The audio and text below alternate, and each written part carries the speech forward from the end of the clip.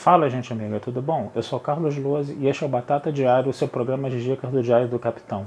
E hoje nós vamos voltar a falar de Jornada nas Estrelas de Discovery, né? Estamos na terceira temporada, no quarto episódio, intitulado Não Me Esqueça. Gente, esse foi um episódio que, mais ou menos, né? Ele avançou um pouquinho a história principal, né? Que é buscar a federação, coisa e tal. Mas foi um episódio que carregou demais nas tintas do melodrama, né? Ficção científica zero ali, né? E que ele exagerou demais, né? Nessa carga emocional, né? Ele teve uma história A e uma história B, né? Novamente, né? Como a gente tinha visto no segundo episódio, tá? Mas foi um negócio assim, meio devagar, né? Eu confesso a vocês que esse episódio não me apeteceu demais, não, justamente por carregar demais na emoção. A emoção, o melodrama, ele é até interessante, né, para você trabalhar um pouco os personagens, né? Mas, pô, aqui foi muito exagerado, né?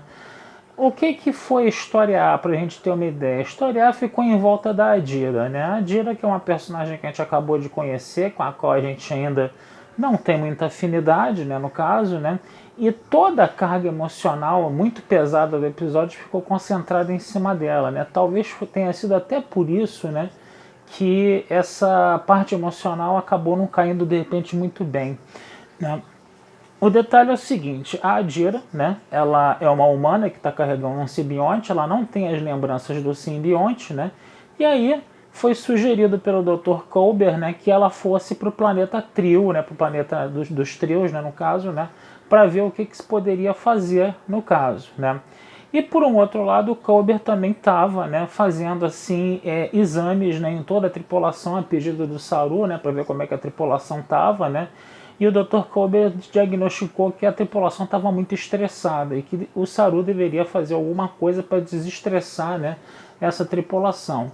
Depois dele consultar o computador, né, que o computador inclusive até ficou com um tom de voz mais diferente lá, e depois isso teria sido associado ao conhecimento da esfera, né, que está acumulado no computador, que está querendo proteger a tripulação da nave, né, que foi o que o Saru achou que tinha acontecido, né.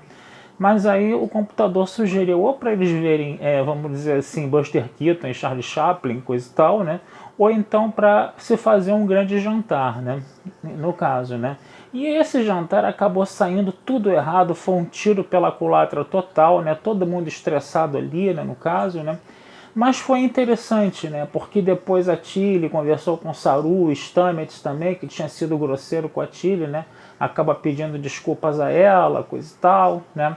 E é interessante a gente perceber também que depois o Saru acaba, né? Botando as pessoas para ver Buster Keaton no caso, né?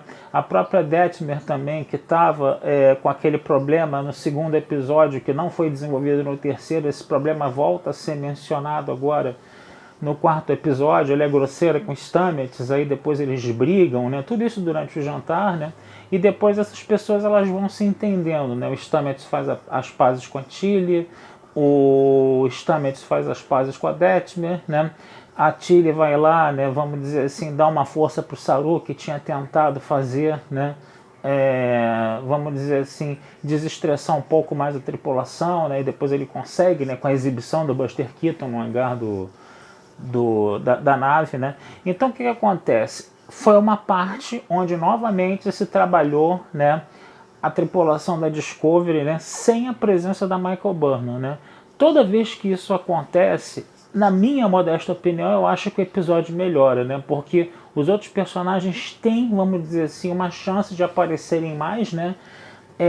Quando a Michael não está por perto, no caso, né? E ela acabou indo, né, junto com a Adira para o planeta Trio, né, no caso, né? E foi um episódio também, nessa história B, né, que eu estou falando, nessa história do Saru, coisa e tal, né, que o Culber apareceu bastante, que também é um bom personagem da série, entendeu? Que nem sempre é muito bem aproveitado, então ele aparece nessa história B aí no caso, e eu confesso a vocês que achei a história B melhor do que a história A no caso aí, tá? Agora, na história A, o que acontece, né? Quem iria com a Dira para o planeta ia ser o Culber, né? Mas o Culber, né, falou, né, que a Michael tinha que ir com a Dira, aquele negócio todo de você dar um protagonismo para Michael, que não sei o quê, que a Michael seria uma espécie de apoio emocional para a Dira. Quando eles chegam no planeta Trio, os trios lá todos educadinhos, todos receptivos, né, com bastante cortesia, não sei o que.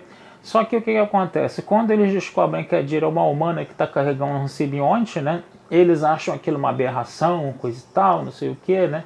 Aí as más línguas já vão dizer, né, que é mais uma coisa que está sendo esculachada pela Era Kurtzman em Jornada nas Estrelas, que agora é a vez dos trios, que foi a vez dos trios serem esculachados, né, que botou toda essa coisa da união entre simbionte e hospedeiro de uma forma muito ritualística, muito religiosa, né, com esse fundo religioso, esse negócio todo, né.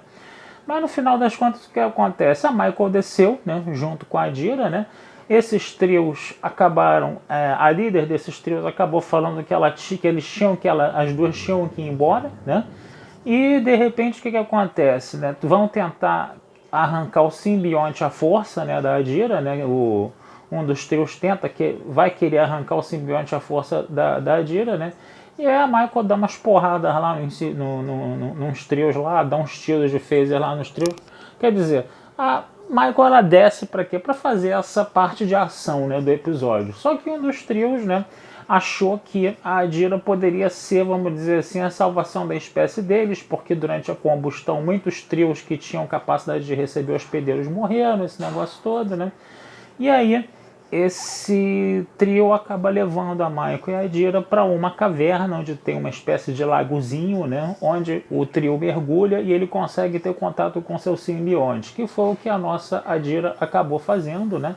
Só que aí na hora desse processo a Adira sofreu uns tremeliques lá, afundou no lago e desapareceu, e aí a nossa Michael teve que mergulhar no lago, né, para achar a Adira, encontra a Adira. Aí tem uns filamentos lá que querem se ligar à Adira, né? Que são esses filamentos que justamente vão fazer esse relacionamento da Adira com o simbionte. Aí a Adira vai começar a ter suas lembranças do passado, né? Aí a gente descobre que a Adira namorava um garotinho de cabelo azul chamado Grey, que era um trio que tinha um simbionte, né? Só que o que aconteceu, né?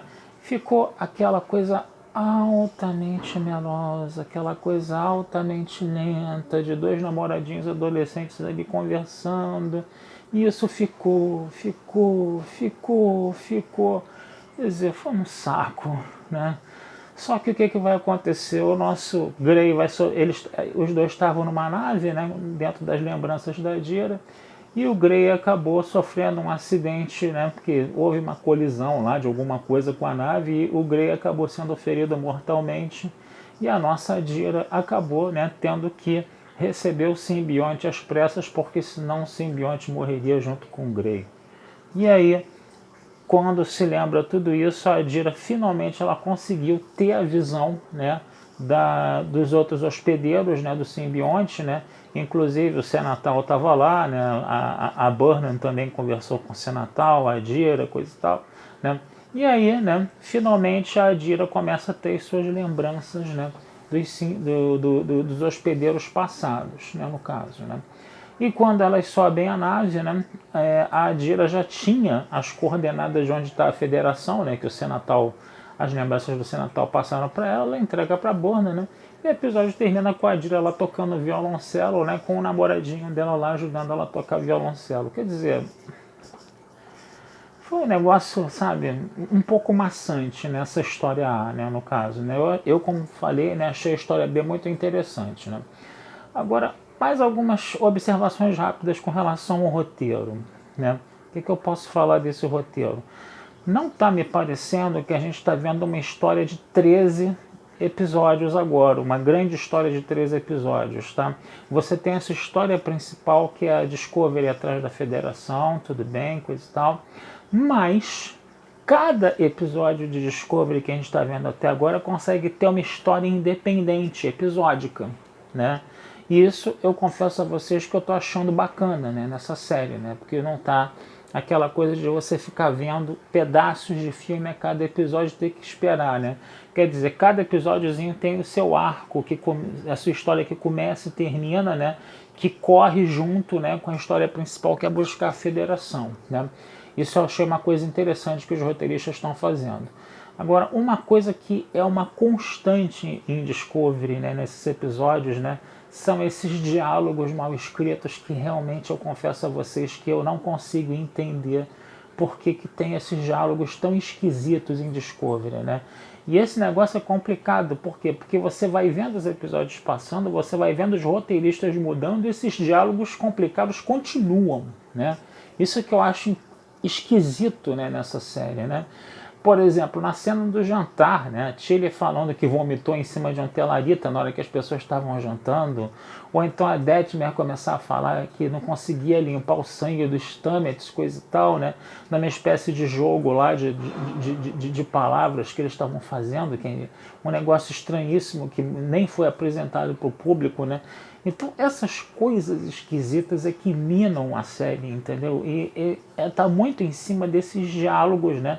Desses episódios, né? Então Discovery ainda não conseguiu se livrar desse problema, entendeu? E eu não sei o porquê disso, né? Mas bom, paciência, tá? Então é isso, gente. Vou ficando por aqui, desejando a vida longa e próspera, tá? Esse texto vai estar lá na Batata Espacial, né, da análise desse episódio, tá? E não deixem de curtir, compartilhar e comentar o Diário do Capitão nas redes sociais, que essa ajuda de vocês sempre é muito bem-vinda, tá certo? Um abração, fui e até a próxima.